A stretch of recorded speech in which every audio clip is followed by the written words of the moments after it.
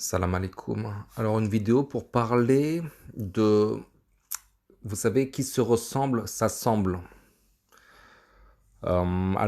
C'est vrai que je- personnellement, je suis quelqu'un de sociable dans le sens où, enfin, j'étais beaucoup plus sociable dans le passé avant de lire le Coran. Mais à partir du moment où j'ai commencé à lire le Coran, je me suis dit, il faut plus trop que j'ai trop de relations trop amicales avec le reste du monde qui n'est pas musulman. Donc, dans un premier temps, je me suis tourné vers la communauté sunnite, etc. Et j'ai eu mon processus. Et une fois que j'ai compris que le sunnisme, c'était pas la bonne voie, je me suis écarté des sunnites, hein, j'ai pris mes distances. Et du coup, plus tu prends des distances, plus tu lis le Coran, plus tu vois qu'il ne faut pas trop être copain avec certaines personnes, plus tu te retrouves plus ou moins isolé, surtout à notre époque. Mais bon, c'est comme ça. Disons, moi, je suis quelqu'un un peu de, pas solitaire, mais enfin, je ne sais pas si c'est Dieu qui m'a dirigé de cette façon-là, d'avoir ce caractère, cette personnalité. Je n'ai pas de chagrin, je n'ai pas de peine d'être dans une forme de solitude assez relative, hein. Je n'en souffre pas du tout. Mais par contre, quand j'étais plus jeune, enfin, je vais revenir tout à l'heure à qui se ressemble, s'assemble avec quelques versets. Mais quand j'étais beaucoup plus jeune et que je voyais les gens faire la fête, rigoler, boire des pots, par exemple, moi j'ai eu une forme d'alcoolisme, mais c'était plutôt une forme d'alcoolisme solitaire.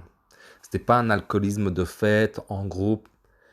Alors, comme tous les jeunes, j'allais en boîte de nuit, mais une fois de temps en temps, et je m'éclatais pas, je trouvais pas du plaisir, je me sentais pas comme les autres, et ça me faisait de la peine de pas être comme les autres, en fait. Tu veux ressembler aux autres, mais je n'étais pas comme les autres, et petit à petit, bah, tu fais ton chemin, tu as tes problèmes, tu as tes galères, tu as tes rêves, tes ambitions comment dire, qui se crachent dans le mur de la réalité. Et puis, euh, et puis petit à petit, tu en viens à Dieu parce que tu as pas trop souffert, mais tu atteins des réalités qui te font aller vers Dieu finalement. Donc voilà, et puis donc à l'heure actuelle, c'est vrai que bah, malgré tout, il y a certainement des croyants et peut-être enfin, moi, c'est des croyants, comment dire, je m'adresse à des croyants. On essaie de s'adresser à des croyants qui sont le plus proches de nous, en fait, au final. Donc, c'est sûr que il y en aura pas beaucoup. Il n'y en aura pas beaucoup. Et puis, quand je lis le Coran, le nombre, enfin, le grand nombre, c'est pas positif, hein. En général, c'est vraiment pas positif. Et puis, surtout à notre époque où, avec tout ce qu'on a comme information sur Internet, alors Internet, c'est virtuel, hein. Le YouTube, Discord, etc., c'est du virtuel. Donc, c'est très facile de dire mon frère, sois béni, etc. C'est que du blabla pour moi. Mais, mais malgré ce virtuel, ce qui est très bon, ce qui est pas mal sur Internet, c'est qu'il y a de l'information. C'est surtout l'information qu'il faut puiser sur Internet. Et c'est là où tu te définis finalement. Et comparé à l'époque du prophète Mohammed, où justement il y avait très peu d'informations, où c'était beaucoup plus cloisonné en termes de richesse d'informations, ils étaient beaucoup plus semblables entre eux, à mon avis, hein. Et c'est pour ça que à notre époque, on peut pas trop s'unir. On peut pas s'unir en. Par exemple, j'ai entendu l'histoire d'une communauté de coranistes. Bah, ça a pas fonctionné. Ça a pas fonctionné. Ça a capoté parce que surtout chez les coranistes, tout le monde, chaque coraniste est un univers en lui-même. Hein, il y en a un qui va dire fornication, c'est pas ça, zina, c'est pas fornication, c'est autre chose, l'autre qui va dire ceci, cela. Et c'est pour ça qu'on peut pas s'entendre. On peut pas s'entendre, bah déjà que on n'arrive pas à lire le Coran correctement. C'est ça qui est dingue en fait. Les gens n'arrivent pas, je sais pas, moi, quand j'ai commencé à lire le Coran, je pensais qu'il y avait une seule lecture possible. Une seule lecture, que ce livre était clair et que même s'il y a des trucs à interprétation, mais dans l'ensemble, normalement, on devait tous comprendre la même chose et finalement, non. Jusqu'à l'heure d'aujourd'hui, c'est toujours étonnant pour moi, comme quoi on n'arrive pas à se rejoindre sur un truc. Et notamment sur le fait de ne pas traîner avec des gens qui sont pas de la même croyance ou qui ont une déviance dans la croyance, comme les sunnites, etc. Bon, je vais lire quelques versets sur ça, parce que, bon, alors, c'est le 440. Dans le livre, il vous a déjà révélé ceci. Lorsque vous entendez qu'on renie les versets, le Coran d'Allah, et qu'on s'enraille, ne vous asseyez point avec ceux-là, jusqu'à ce qu'ils entreprennent une autre conversation. Sinon, vous serez comme eux. Sinon, vous serez comme eux. Allah rassemblera certes les hypocrites et les mécréants tous dans l'enfer. Donc, ça, c'est un verset que, vous savez, Ismaël, bon, le gars est sympathique et tout, mais il est complètement parti en cacahuète. Bon, je ne lui souhaite pas du mal et j'espère que soit il pourra se réformer, soit Dieu lui pardonnera.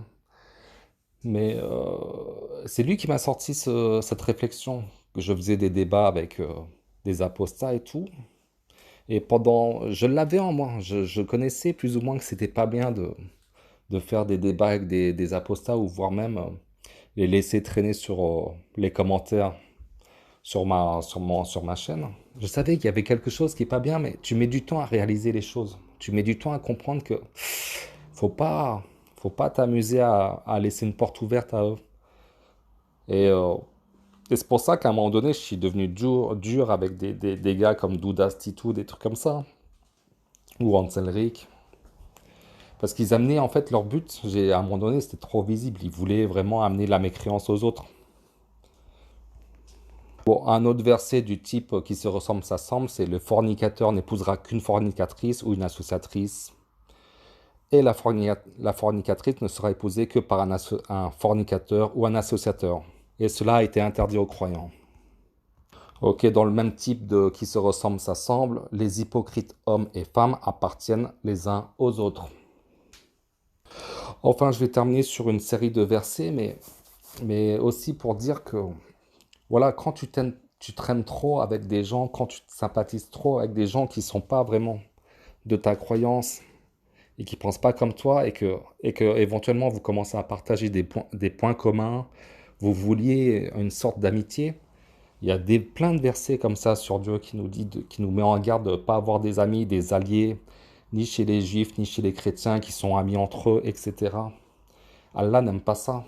Enfin, quand j'ai lu le Coran, moi, quand j'ai commencé à lire le Coran, ou même quand je lis le Coran actuellement, c'est physique. Je veux dire, c'est pas charnel, mais c'est émotionnel, c'est viscéral.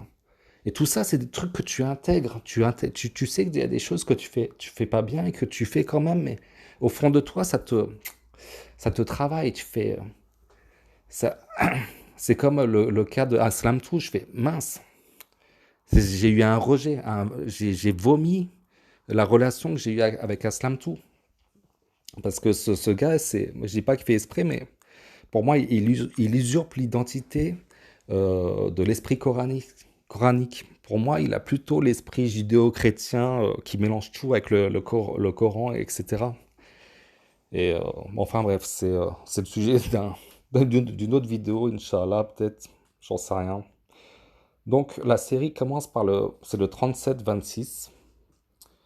Mais ce jour-là, ils seront complètement soumis, et les uns se tourneront vers les autres, s'interrogeant mutuellement. Ils diront, c'est vous qui nous forciez à la mécréance.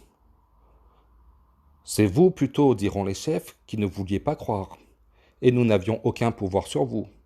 C'est vous plutôt qui étiez des transgresseurs, des gens transgresseurs. La parole de notre Seigneur s'est donc réalisée contre nous. Certes, nous allons goûter au châtiment.